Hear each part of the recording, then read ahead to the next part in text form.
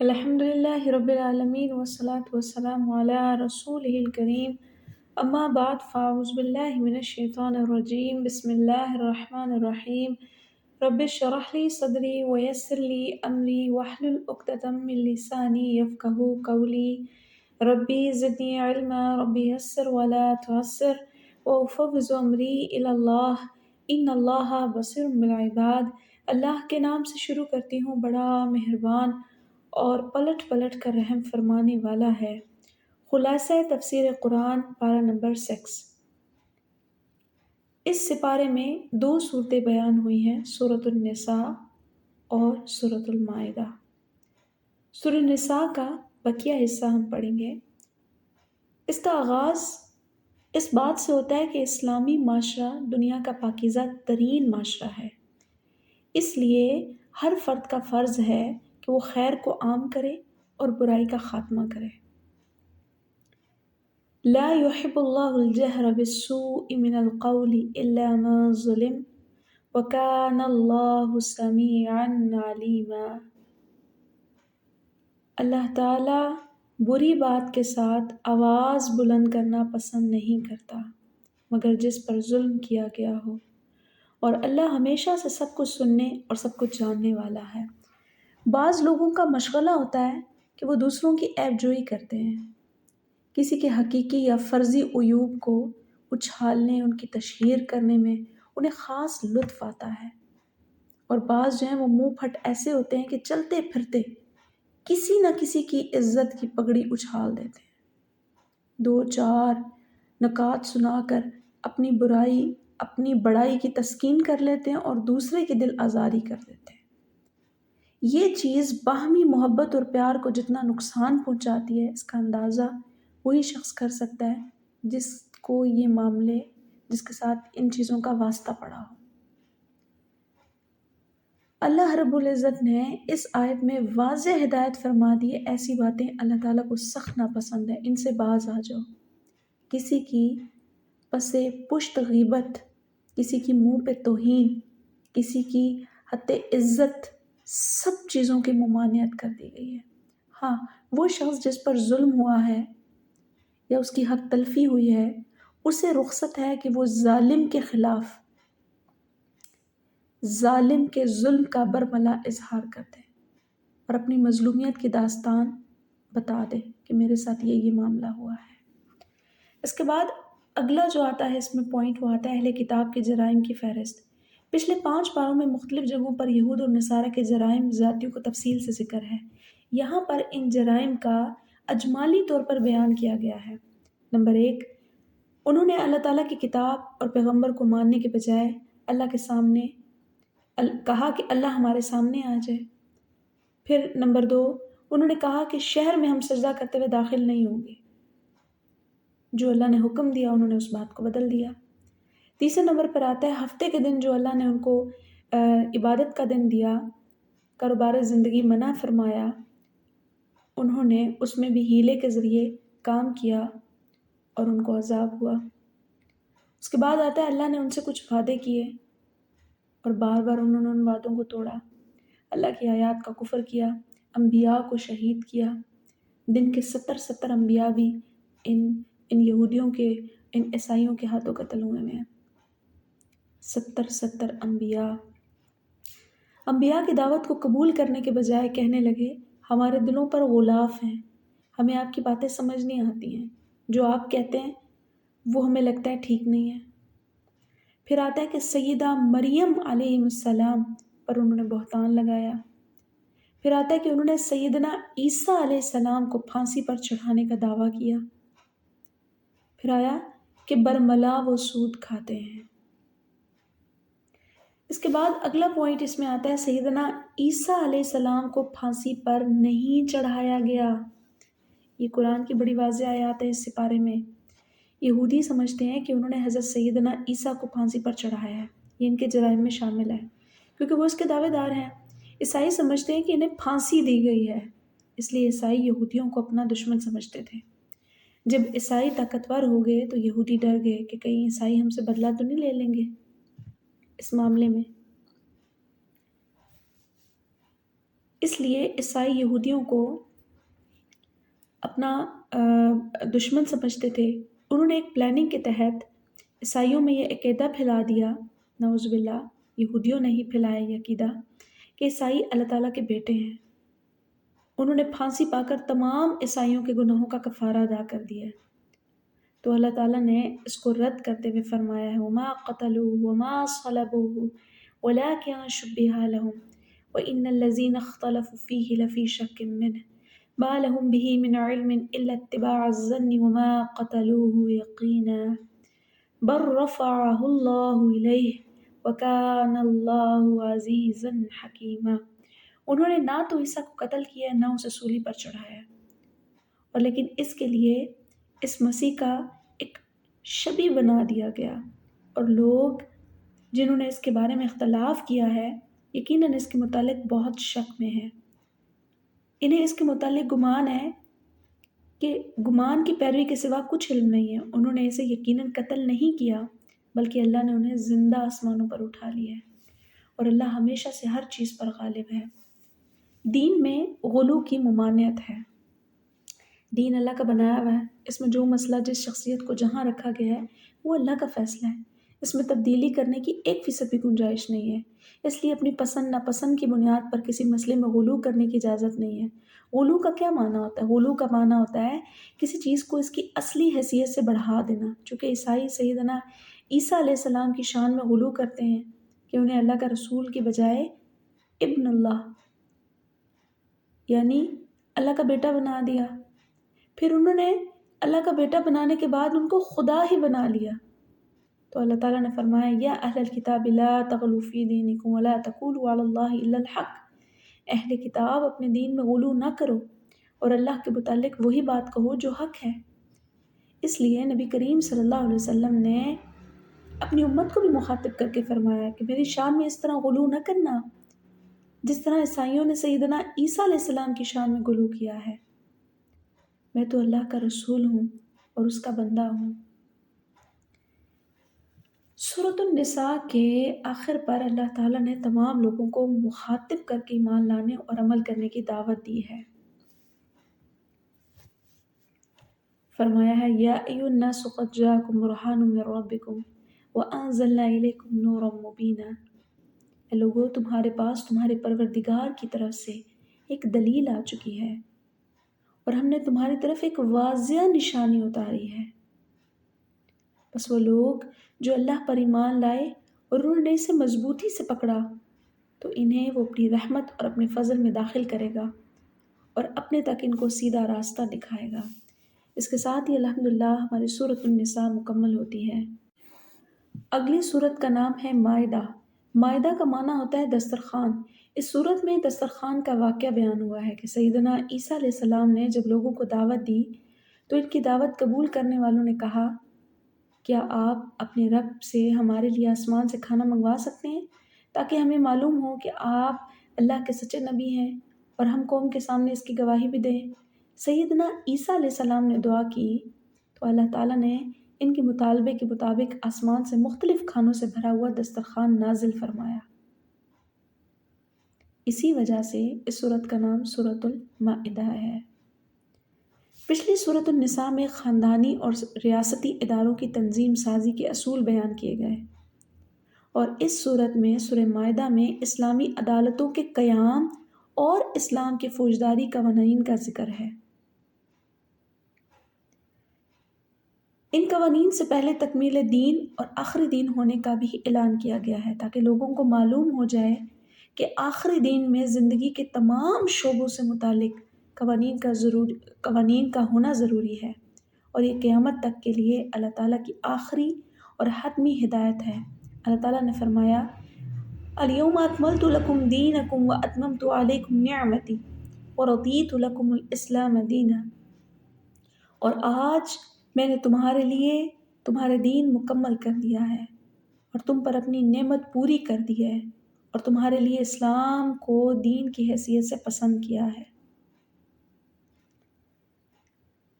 اس کے بعد کوئی بھی معاشرہ باہمی معاملات، حقوق والفرائض کے بغیر وجود میں نہیں آ سکتا اس لیے اس صورت کا آغاز کرتے ہوئے اللہ تعالیٰ نے فرمایا ہے یا ایھا الذین آمنوا اوفوا بالعقود، اے لوگو جو ایمان لائے ہو وعدہ پورا کیا کرو۔ اس میں عہد اور عقد سے مراد وہ حقوق اور فرائض بھی ہیں جن کو اللہ نے بندوں پر عائد کیا ہے، اور وہ عہد و پیمان بھی اس میں داخل ہیں جو لوگ باہمی طور پر لین دین، امن و جنگ کے معاملات میں کرتے ہیں۔ اس کے بعد اس صورت میں اللہ تعالیٰ نے تفصیل سے بتایا ہے کہ بندوں پر کیا حلال ہے اور کون سی چیز حرام ہے۔ اللہ تعالیٰ فرماتے ہیں تمہارے لیے چرنے والے چوپائے حلال ہیں سوائے ان کے جو تم پر پڑھے جائیں گے، یعنی جن جانوروں کی حرمت کی وضاحت کر دی گئی ہے ان کے علاوہ سب کچھ حلال ہے۔ پھر حرام کی تفصیل بیان کرتے ہوئے فرمایا ہے کہ حالت احرام میں خشکی کے جانوروں کا شکار حرام ہے۔ ان کے علاوہ عام حالت میں مردار، خنزیر جو غیر اللہ کے نام پر قربان کیا جائے، یا کوئی جانور کسی وجہ سے زخمی ہو جائے تو اگر اسے ذبح کر لو تو حلال ہوگا، اور اگر اسی زخم میں وہ پہلے مر جائے، تمہارے ذبح کرنے سے پہلے ہی مر جائے تو وہ حرام ہوگا۔ پھر آگے آتا ہے کہ جن سدھارے ہوئے جانوروں سے تم شکار کرتے ہو اگر وہ انہیں زندہ پکڑ لیں تو ذبح کر لو، اگر جانوروں نے پکڑا اور پکڑنے سے ہی وہ مر گئے تب بھی کھا لو، بشرطے کہ شکاری جانور نے اس میں سے نہ خود کچھ کھایا ہو، اگر اس نے بھی اس میں منہ مار لیا ہو تو اب وہ حرام ہو گیا ہے۔ پھر آتا ہے کہ تم پر مردار حرام کیا گیا ہے، خون، خنزیر کا گوشت اور وہ چیز جس پر غیر اللہ کا نام پکارا جائے، اور گلا گھٹنے سے مرنے والا جانور، اور جسے چوٹ لگی ہو اور گر کر مرنے والا، اور جسے سینگ لگا ہو یا جسے درندے نے کھا لیا ہو، مگر اگر یہ زندہ ہوں اور تم انہیں ذبح کر لو اور ذبح خانوں میں کیا ہو تو پھر یہ تمہارے لیے حلال ہے۔ ادروائز یہ سب کے سب معاملے میں اگر یہ ان تکالیف سے مر چکے ہوں یہ جانور تو اب تمہارے لیے ان کا کھانا جائز نہیں ہے۔ اور یہ کہ تم تیروں کے ساتھ قسمت معلوم نہ کرو، یہ بھی حرام ہے۔ اس کے بعد آتا ہے کہ یہودیوں اور عیسائیوں کے ہاتھ سے ذبح کیا ہوا جانور حلال ہے۔ اس کے بعد اگلا پوائنٹ ہے اہل کتاب کی پاک باز عورتیں بھی تم پر حلال ہیں۔ اللہ تعالیٰ فرماتے ہیں والمحصنات من المؤمنات والمحصنات من الذین اوتوا الکتاب من قبلکم اذا آتیتموہن اجورہن محسنین غیر مسافحین ولا متخذی اخدان، اور مومن عورتوں میں سے پاک دامن عورتیں اور ان لوگوں کی پاک دامن عورتیں جنہیں تم سے پہلے کتاب دی گئی ہے، جب تم انہیں ان کے مہر دے دو اس حال میں کہ تم قید نکاح میں لانے والے ہو یا نکاح کر رہے ہو، ان سے بدکاری کرنے والے نہیں ہو اور نہ ہی چھپے چھپے دوستیاں پکڑنے والے ہوں۔ یہ چھپے دوستیاں پکڑنے اور بدکاری کرنے والوں سے نکاح کو منع کیا گیا ہے، یا ان کو اپنے رشتوں میں باندھنے سے منع کیا گیا ہے۔ اس کے بعد اگلا پوائنٹ آتا ہے کہ شعائر اللہ کا احترام۔ شاعرہ کا معنی ہوتا ہے نشانی اور علامت، یعنی جسے دیکھ کر کسی ملک یا قوم یا ادارے کا علم ہو جاتا ہے، جیسے پاکستان کا جھنڈا یا کسی کمپنی کا لوگو ہوتا ہے۔ اسلام کے بھی کئی شعائر ہیں جیسے اذان، نماز، مسجد، بیت اللہ، قربانی کے جانور وغیرہ۔ اسلام کے شعائر کا احترام کرنا سب پہ فرض ہے، حتیٰ کہ کسی کافر کو بھی ان کی توہین کی اجازت نہیں ہے۔ اس کے بعد اللہ تعالیٰ نے انسانوں کے باہمی تعاون کو کرنے کا اصول بیان کیا ہے۔ کہ کوئی بھی شخص اپنی ضروریات زندگی میں دوسرے کے تعاون کے بغیر حاصل نہیں کر سکتا۔ ہر شخص کسی نہ کسی معاملے میں دوسرے کے تعاون کی ضرورت اس کو پیش آتی رہتی ہے۔ اس لیے ہر معاشرے میں تعاون کرنے کے کچھ اصول بیان کیے گئے ہیں۔ کچھ لوگ رنگ اور نسل کی بنیاد پر تعاون کرتے ہیں، کچھ خاندان اور قوم اور ملک کو تعاون کی بنیاد بناتے ہیں، جبکہ اسلام نے بھلائی اور تعاون کو اور خیر کو تعاون کی بنیاد قرار دیا ہے۔ فرمایا کہ نیکی اور تقوی میں ایک دوسرے کی مدد کرو اور گناہ کرنے میں ایک دوسرے کی مدد نہ کیا کرو۔ نیکی کرنے میں مدد یہ بھی ہے کہ جو بات آپ کو معلوم ہو وہ دوسرے کو پہنچائیں، جو خیر آپ تک پہنچی ہے وہ دوسرے کو پہنچانے کا ذریعہ بن جائے۔ جیسا کہ قرآن آپ سن رہے ہیں، اسی قرآن کو دوسروں تک کو پہنچانے کا ذریعہ بن جائے، ان سے شیئر کر لیں، ان تک یہ پیغامات کو پہنچا دیں۔ اس طرح آپ اس نیکی میں دوسرے کو مدد دینے والے اور دوسرے کو خیر کی خبر دینے والے بن جائیں گے۔ اس کے بعد ایک بڑا اسلامی معاشرے کا بڑا خاص اہم جز اس میں بیان کیا گیا ہے، وضو، غسل اور تیمم کا طریقہ۔ ہر مسلمان پر فرض ہے کہ وہ طہارت کا خاص خیال رکھے، خصوصاً نماز سے پہلے وضو کرے، جنابت کی حالت میں ہو تو غسل کریں، پانی نہ ملے یا استعمال مشکل ہو تو تیمم کر لیں۔ اور تیمم کس طرح کیا جاتا ہے؟ پاک مٹی پر ہاتھ بھر کر چہرے پر ملا جاتا ہے اور پھر اسی سے ہاتھوں سے مسح کیا جاتا ہے، تو یہ تیمم جو ہے وہ مکمل ہو جاتا ہے۔ اس کے بعد اس میں وضو کے ارکان بتائے گئے ہیں۔ وضو کے 4 اہم ترین ارکان ہیں: منہ کا دھونا، ہاتھوں کا کونیوں سمیت دھونا، سر کا مسح کرنا اور ٹخنوں تک پاؤں کا دھونا۔ یہ وضو کے فرائض میں آتے ہیں۔ اس کے علاوہ وضو سے پہلے نیت کرنا، بسم اللہ پڑھنا، پہلے ہاتھ صاف کرنا، کلی کرنا، مسواک کرنا، ناک میں پانی ڈالنا، ناک میں پانی ڈال کر صاف کرنا، مسح کے علاوہ ہر کام کو 3 مرتبہ کرنا، دائیں طرف سے شروع کرنا، کان کا مسح کرنا، دعاؤں کا پڑھنا، قبلہ رخ ہو کے بیٹھنا، بسم اللہ سے آغاز کرنا، یہ سب اعمال حضور کریم صلی اللہ علیہ وسلم کے معمولات سے ثابت ہیں۔ فقہا نے ان میں سے بعض کو سنت اور بعض کو مستحب فرمایا ہے۔ آپ صلی اللہ علیہ وسلم نے ہر نماز سے پہلے تازہ وضو بھی فرمایا ہے، اور فتح مکہ کے موقع پر آپ صلی اللہ علیہ وسلم نے ایک وضو سے 5 نمازیں بھی ادا کی ہیں۔ لہٰذا اگر تازہ وضو کر کے نماز ادا کی جائے تو بھی ٹھیک ہے، اور اگر ایک ہی وضو سے کئی نمازیں ادا کی جائیں تو بھی ٹھیک ہے، لیکن وضو کا کامل ہونا اور مکمل ہونا بہت ضروری ہے کہ ان اعضاء کو جن کو دھونے کا حکم ہے اچھی طرح سے دھویا جائے، ان کے اوپر ہاتھ پھیر کے صرف مسح نہ کیا جائے کہ آپ صلی اللہ علیہ وسلم کا حکم ہے۔ آپ صلی اللہ علیہ وسلم نے ایک قوم کو دیکھا کہ ان کی وضو میں ایڑیاں خشک ہیں۔ آپ صلی اللہ علیہ وسلم نے بلند آواز سے فرمایا، خشک رہ جانے والی ایڑیوں کو آگ جلائے، اور خشک رہ جانے والی ایڑیوں کو آگ جلائے گی۔ وجہ کہ وضو کو عمدے طریقے سے کیا کرو تاکہ کوئی جگہ خشک نہ رہ جایا کرے۔ اس سے معلوم ہوتا ہے کہ وضو میں کامل طریقے سے وضو کرنا کس قدر اہمیت رکھتا ہے، کہ وضو کرنے سے جس اعضاء کا بندہ وضو کر رہا ہوتا ہے، اس کو دھو رہا ہوتا ہے، اس اعضاء سے گناہ جھڑ رہے ہوتے ہیں۔ زبان کے کلی کرنے سے، کانوں کے ناک میں پانی ڈالنے سے، ہاتھوں کے گناہ، پاؤں کے گناہ، تمام تر گناہ جھٹ رہے ہوتے ہیں۔ اب یہ تو حدث اصغر ہے، یعنی تھوڑی دیر کی ناپاکی تھی، باتھ روم سے ہوا ہے، یا گیس کا خارج ہو جانا، یا جن اموال سے وضو ٹوٹ جاتا ہے وہ ہے، اس میں طہارت وضو سے حاصل ہو گئی۔ حدث اکبر کا طریقہ یہ ہے کہ اس میں انسان کا غسل کرنا ضروری ہے۔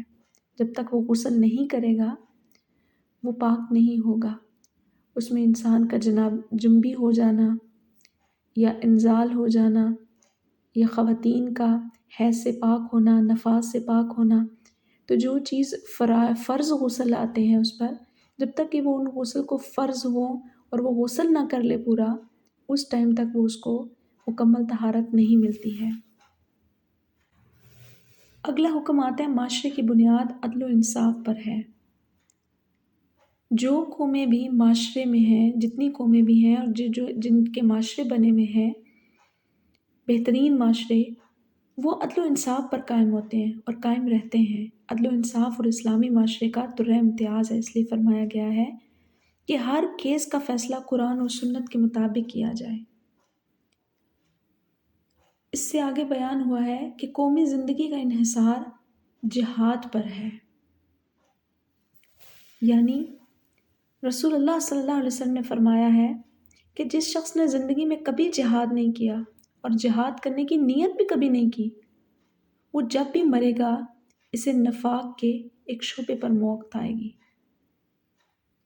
نفاق کہتے ہیں منافق کو، یعنی منافقوں کے ایک شعبے پر اس کو موت آئے گی۔ جہاد کے معاملات اور جہاد کب فرض ہے، کب کفایہ ہے اور کس کس معاملے میں جہاد کرنا چاہیے، ہمیں ضرور سیکھنا چاہیے۔ کئی دفعہ ہمیں اپنی زبان سے جہاد کرنا ہوتا ہے، کئی دفعہ اپنے نفس کے خلاف ہی جہاد کرنا ہوتا ہے۔ اور آج جس معاملے سے، جس زندگی جہاں رواں دواں ہے، وہاں پہ ہمارا اپنے نفس کے ساتھ جہاد بڑا ضروری ہو گیا ہے۔ ہمارے ارد گرد کے حالات اور لائف سٹائل ایسے ہو گئے ہیں کہ وہ خلاف شرع ہیں، شریعت سے ان کا کوئی لینا دینا نہیں ہے۔ ہماری تو خوشیاں، غم، شادی بیاہ، ہر فنکشن ہمارے خلاف شرع چل رہے ہیں، ہمیں اندازہ ہی نہیں ہے کہ ہم کیا کر رہے ہیں۔ تو یہاں پر جو جہاد ہمیں چاہیے ہے وہ ہمارے نفس کے ساتھ جہاد چاہیے۔ کئی دفعہ ہمیں سچ بولنے کا بھی جہاد کرنا ہے، کئی دفعہ ہمیں قلم سے بھی جہاد کرنا ہے، کئی دفعہ ہمیں اللہ کے راستے میں خرچ کر کے بھی جہاد کرنا ہے، خدمت خلق کر کے بھی جہاد کرنا ہے۔ اور جو جہاد اکبر ہے پھر وہ تلوار کا اٹھانا ہے، جو اعلیٰ اور اونچی بنیادوں پر کیا جاتا ہے۔ اس کے آگے جو اس صورت میں بیان کیا گیا ہے وہ حابیل اور قابیل کا واقعہ ہے۔ حسد کتنی بری چیز ہے، انسان کو اندھا کر دیتی ہے۔ حسد میں انسان اللہ کی تقسیم پر راضی نہیں ہوتا، یہی حسد ہے۔ کہتا ہے فلاں کو فلاں چیز کیوں ملی ہے، یا اللہ نے فلاں کو شخص کو یہ چیز دے دی، مجھے نہیں ملی، اس سے ہٹ جائے اور مجھے مل جائے، یہ حسد ہوتا ہے۔ حسد دراصل اللہ سے دشمنی ہوتی ہے۔ تبھی اللہ کے نبی صلی اللہ علیہ وسلم نے فرمایا حسد انسان کی نیکیوں کو کھا جاتا ہے، جیسے دیمک لکڑی کو کھا جاتی ہے، اندر ہی اندر اس کو برا لگتا ہے، لوگوں کو خیر کیوں پہنچی، دوسرے کو یہ بات کیوں پہنچی کہ خیر کا حقدار تو صرف میں ہوں، دوسرے کو کچھ نہ پہنچے۔ حاسد کی ایک یہ بھی نشانی ہوتی ہے کہ جیسے ہی دوسرے لوگوں کو اچھائی پہنچے اس کو برا لگنے شروع ہو جاتا ہے، اس کو بالکل اچھا نہیں لگتا کہ جن لوگوں کو وہ پسند نہ کرے ان کے ساتھ اللہ خیر کا معاملہ کرے۔ آدم علیہ السلام کے ایک بیٹے قابیل کو اپنے بھائی حابیل سے بھی حسد ہو گیا کہ اللہ کے قریب زیادہ کون ہے۔ دوسرے نمبر پہ آتا ہے، مشہور یہ ہے کہ قابیل اور حابیل ان دونوں میں جو معاملہ ہوا تھا وہ شادی کا تھا۔ فیصلہ کرنے کے لیے دونوں نے اللہ کے حضور صدقہ پیش کیا۔ اس دور میں اصول یہ تھا کہ آسمان سے آگ آتی تھی، جس کا صدقہ قبول ہوتا تھا اسے جلا دیتی تھی۔ جب دونوں نے صدقہ کیا تو آسمان سے آگ آئی اور حابیل کا صدقہ جل گیا۔ معلوم ہوا کہ اس کی جو صدقہ تھا وہ قبول ہو گیا۔ قابیل نے سمجھنے کے بجائے حسد میں مزید آگے بڑھ گیا اور اس نے کہا میں تجھے قتل کر دوں گا۔ حابیل نے کہا صدقہ قبول کرنے میں میرا کوئی کردار نہیں ہے، اللہ تعالیٰ صرف متقین کا صدقہ قبول کرتا ہے، تم بھی تقویٰ اختیار کرو۔ لیکن اس نے اپنی اصلاح کرنے کے بجائے اپنے بھائی کو قتل کر دیا۔ نبی کریم صلی اللہ علیہ وسلم نے فرمایا قیامت تک جتنے لوگ قتل ہوں گے ان کا گناہ قاتل کے ساتھ ساتھ قابیل پر بھی ہوگا، کیوں؟ کیونکہ اس نے اس کا آغاز کیا ہے۔ یہاں سے ضرور بات سمجھ لینی چاہیے کہ کئی دفعہ ہمارے سے ہی گناہوں کا آغاز ہو رہا ہوتا ہے، کئی دفعہ لوگ ہماری کمیونٹی کے کسی گناہ سے ناواقف ہوتے ہیں اور ہم ان میں انٹروڈیوس کر رہے ہوتے ہیں کسی غلط طریقے کو، کسی غلط طریقے کار کو، اور لوگ جب اس میں شروع ہو جاتے ہیں تو شروع کرنے والے کو بھی اس کا گناہ مل رہا ہوتا ہے۔ اب یہ جو قابیل نے قتل کیا حابیل کا، یہ پہلی انسانی موت تھی۔ قابیل کو سمجھ نہیں آ رہا کہ اتنی بڑی لاش ہے، اس کا میں کیا کروں؟ تب اللہ تعالیٰ نے وہی بھیجنے کے بجائے اسے ایک کوے کے ذریعے رہنمائی کی۔ ایک کوا آیا، اس کی چونچ میں ایک دوسرا مرا ہوا کوا تھا، اس کی لاش تھی۔ اس نے زمین اپنی چونچ سے کھودی اور اس میں اپنے کوے کو دوسرے کو دفن کر دیا۔ تو قابیل کو اس وقت بڑا افسوس ہوا، کہنے لگا ہائے میری بربادی، کیا میں اس کوے جیسا ہو گیا ہوں کہ میں اپنے بھائی کی لاش کو چھپا دوں؟ اور وہ بڑا پشیمان ہوا اور پشیمان والوں میں سے ہو گیا۔ کئی دفعہ ایسا ہماری زندگیوں میں بھی ضرور ہوتا ہے کہ گناہ کر کے بڑا پچھتاوا ہوتا ہے، ہائے ہم نے یہ کیا کر دیا۔ تو اللہ کے نبی صلی اللہ علیہ وسلم نے فرمایا الندم توبہ، شرمندگی توبہ کا نام ہے۔ کئی دفعہ ہمارا گناہوں پہ صرف ندامت کر لینا ہی توبہ ہوتا ہے، لہٰذا اپنے گناہوں پہ ٹٹے نہیں رہنا چاہیے، فوراً اللہ کے حضور توبہ کر لینی چاہیے۔ سورہ مائدہ میں اللہ تعالیٰ نے اسلام کی فوجداری کے قوانین بیان کیے ہیں۔ مثلاً جو شخص اسلامی حکومت یا مسلم عوام کے خلاف دہشت گردی کا ارتکاب کرتا ہے تو ان کے متعلق اللہ تعالیٰ نے فرمایا ہے کہ انما جزاء الذین یحاربون اللہ ورسولہ ویسعون فی الارض فسادا ان یقتلوا او یصلبوا او تقطع ایدیہم وارجلهم من خلاف او ينفوا من الارض ذلك لهم خزي في الدنيا وَلَهُمْ فِي الْآخِرَةِ عَذَابٌ عَظِيمٌ۔ ان لوگوں کی جزا جو اللہ اور اس کے رسول سے جنگ کرتے ہیں اور زمین میں فساد کی کوشش کرتے ہیں، یہی ہے کہ انہیں بری طرح قتل کیا جائے یا انہیں سولی چڑھا دیا جائے یا ان کے ہاتھ اور پاؤں مخالف سمتوں سے بری طرح کاٹے جائیں یا انہیں سرزمین سے ہی نکال دیا جائے۔ یہ ان کے لیے دنیا میں رسوائی ہے اور آخرت میں ان کے لیے بہت بڑا عذاب ہے۔ چوری کرنے والے، اس کے بعد آتا ہے چوری کرنے والے مرد اور زن کے لیے سزا کے متعلق فرمایا اللہ تعالیٰ نے وَالسَّارِقُ وَالسَّارِقَةُ فَاقْطَعُوا أَيْدِيَهُمَا جَزَاءً بِمَا كَسَبَا نَكَالًا مِّنَ اللَّهِ وَاللَّهُ عَزِيزٌ حَكِيمٌ۔ اور جو چوری کرنے والا اور جو چوری کرنے والی عورت ہے دونوں کے ہاتھ کاٹ دو، ان کی جزا ہے جو انہوں نے کمایا اور اللہ کی طرف سے عبرت کے لیے ہے، اور اللہ سب پر غالب کمال حکمت والا ہے۔ اس کے بعد آتا ہے اسلامی معاشرے میں لڑائی جھگڑا کرنے اور دوسروں کو نقصان پہنچانے والوں سے قصاص کا حکم۔ اللہ تعالیٰ نے فرمایا کہ ہم نے ان پر لکھ دیا ہے کہ جان کے بدلے جان، آنکھ کے بدلے آنکھ، کان کے بدلے کان اور ناک کے بدلے ناک، دانت کے بدلے دانت، اور سب زخموں میں برابر بدلہ ہے۔ پھر جو اس قصاص کا صدقہ کر دے تو وہ اس کے لیے کفارہ ہے، اور جو اس کے مطابق فیصلہ نہ کرے جو اللہ نے نازل کیا ہے تو وہ لوگ ظالم ہیں۔ جو لوگ دین کے احکام سے ہٹ کر فیصلہ کرتے ہیں وہ اللہ تعالیٰ نے کافر اور ظالم ان کو قرار دیا ہے۔ اس میں وہ لوگ بھی شامل ہیں جو اپنے معاملات شرعی عدالتوں کے بجائے کفریہ قوانین کے مطابق فیصلے والی عدالتوں میں لے جاتے ہیں۔ اللہ تعالیٰ نے ان کو ڈانٹتے ہوئے فرمایا ہے أَفَحُكْمَ الْجَاهِلِيَّةِ يَبْغُونَ وَمَنْ أَحْسَنُ مِنَ اللَّهِ حُكْمًا لِقَوْمٍ يُوقِنُونَ۔ تو پھر کیا جاہلیت کا فیصلہ چاہتے ہو؟ حالانکہ جو لوگ یقین رکھنے والے ہیں ان کے ہاں اللہ سے بہتر اور کوئی فیصلہ کرنے والا نہیں ہے۔ ہماری یہ دعا ہے کہ ہم جس جس ریاستوں میں رہتے ہیں اللہ تعالیٰ یہاں پر اسلامی قوانین کا نفاذ کر دے، یہاں پر جو عدالتیں آئیں وہ بھی شریعت کے حساب سے فیصلہ کرنے والی ہوں، کیونکہ اس کے اندر شرعی فیصلوں کے اندر زندگی ہے، شرعی فیصلوں کے اندر انسان کی عزت ہے، شرعی فیصلوں میں اللہ تعالیٰ نے انسانی معاشروں کی بقا رکھی ہے۔ ہماری دعا ہے اللہ سے کہ اللہ ہمارے علاقوں میں، ہمارے ملکوں میں بھی یہی شریعت کو نفاذ فرما دے، آمین۔ اس کے بعد اللہ تعالیٰ نے یہودیوں کے جرائم کا تذکرہ فرمایا ہے۔ یہودیوں کے جرائم کا تذکرہ فرماتے ہوئے اللہ نے کہا کہ اللہ نے ان سے وعدہ لیا، وہ اللہ کی مدد انہیں حاصل ہوگی بشرطیہ کہ وہ اگر نماز ادا کریں، زکوٰۃ دیں، اللہ کے رسولوں پر ایمان لائیں، ان کی مدد کریں، جہاد کے لیے قرض حسنہ دیں، تب انہیں جنت ملے گی۔ لیکن انہوں نے ان تمام چیزوں کو وعدے کو توڑنے میں ذرا دیر نہ لگائی، اور اللہ نے ان کے اس وعدے کو توڑنے کی بدولت ان کے اوپر لعنت فرمائی ہے۔ اس کے بعد عیسائیوں کے جرائم کو بیان کیا ہے۔ عیسائیوں نے اپنے حصے کی تعلیمات کو فراموش کر دیا، آیات کو بیان کرنے کے بجائے چھپاتے تھے۔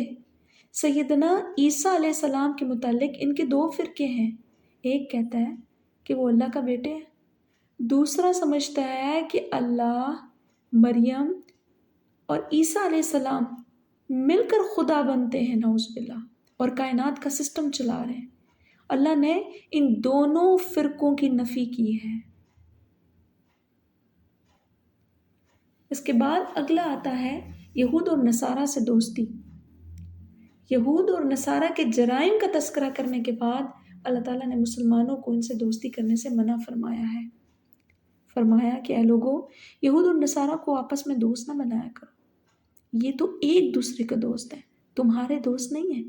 جب موقع ملے گا یہ مسلمانوں کو تکلیف پہنچائیں گے، اور اللہ ظالموں کو ہدایت نہیں دیتا۔ اس کے بعد آخر میں اللہ تعالیٰ نے اپنے بندوں اور اپنے نیک صفت لوگوں کی صفات کو بیان کیا ہے۔ اللہ کہتے ہیں، اے لوگوں جو ایمان لائے ہو، تم میں سے جو کوئی اپنے دین سے پھر جائے تو عنقریب اللہ ایسے لوگ لائے گا کہ وہ ان سے محبت کرے گا اور وہ لوگ اللہ سے محبت کریں گے۔ مومنوں پر بہت نرم ہوں گے، کافروں کے ساتھ بہت سختی کرنے والے ہوں گے، اللہ کے ساتھ جہاد کرنے والے ہوں گے، اور کسی ملامت کرنے والے کی ملامت سے نہیں ڈریں گے۔ ملامت کرنے والے کی ملامت کیا ہے؟ کہ وہ اس کو دین کے کسی معاملے میں کہے کہ تم یہ کر رہے ہو، دنیا کہاں جا رہی ہے، تم کیا کر رہے ہو، تم تو کامیاب ہی نہیں ہو، تم تو دنیاوی لحاظ سے بڑے لو اسٹیٹس پہ جا رہے ہو۔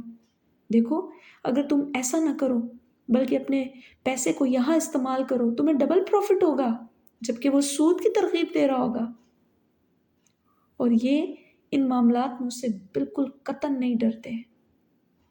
کیوں؟ کیونکہ یہ اللہ سے محبت کرنے والے ہیں، ان کے اندر صفت ہے کہ یہ اللہ سے محبت کرتے ہیں، ان کے اندر مومنانہ صفات ہیں جن کو اللہ بیان کر رہا ہے۔ ہم بھی اللہ سے دعا کرتے ہیں کہ اللہ تو ہمارے اندر بھی ایسی صفات پیدا فرما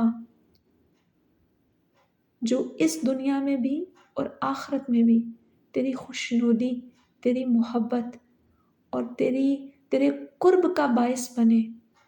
ہمیں ہر دم اپنی زندگیوں میں یہ دعا ضرور کرنی چاہیے کہ ہماری شخصیات میں وہ نکھار آئے، وہ تبدیلی آئے جو اللہ رب العزت نے ہمارے دین میں صفت والے بندوں کے اندر بتائی ہیں۔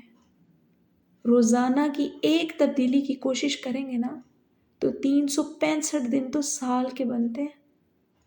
365 دفعہ ہم اپنے آپ کو اپ گریڈ کر دیں گے ایمان میں، اگر ہم روزانہ یہ دعائیں کرتے رہیں۔